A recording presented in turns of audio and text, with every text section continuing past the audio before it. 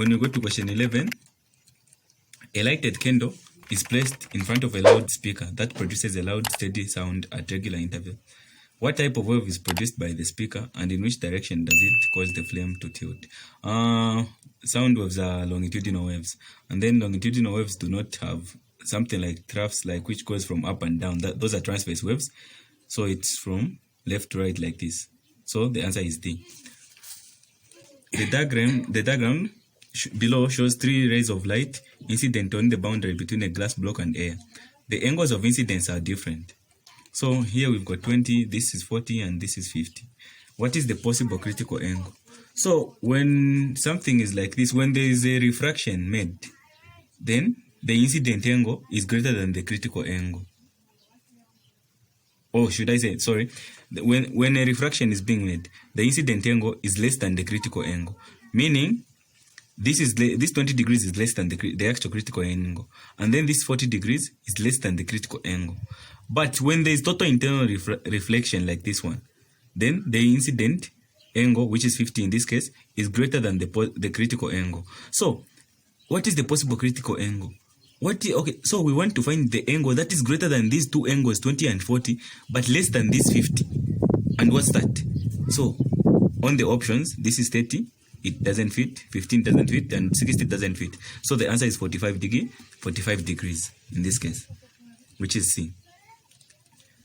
The diagram below shows an object placed underwater and being viewed from the top. What is the refractive index of water? Also, this is just water. All these dimensions don't even have to do anything because the refractive index of water is constant and it is 1.33, though in this case we're going to choose 1.31 because it's what's on the options. The diagram below shows a steel magnet being withdrawn from a coil of wire in the direction shown to a point as far away as possible. So the steel magnet is being pulled out of the coil of wire. And then if you look at what is the effect of the steel magnet due to this action. So before we go any further, we look at the voltage supply. It's an alternating current. So an alternating current causes demagnetization. So this is because this one has got no fixed direction. The direction isn't fixed. So the dipoles are arranged and disarranged. The dipoles of the magnet are arranged and disarranged. Hence, the magnet is demagnetized. So when you come to the options, no change, becomes magnetized, whatever. So the answer is C. It becomes demagnetized.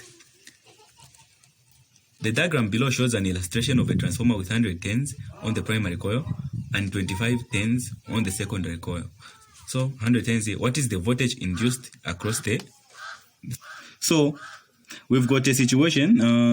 These are the coils in the primary and these are the coils in the secondary. So this is 25 turns, and this is 100 turns. And this voltage supply is 12 volts. So we're looking at the voltage in the secondary coil. And we already have those ratios.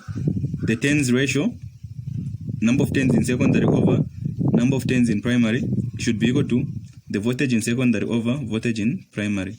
So what are the number of turns in the secondary? It's 25. So this is a step down transformer. This is 25 over, what is the number of turns in the primary? That's 100, which should be equal to the voltage in the secondary over the voltage in primary, which is 12 volts. So voltage in secondary will be equal to 25 times 12 over 100. So VS should be equal to 25 times 12, that's 300, and then so 300 over 100, which is equal to 3 volts. Yeah, so in this case, the answer is A, 3 volts.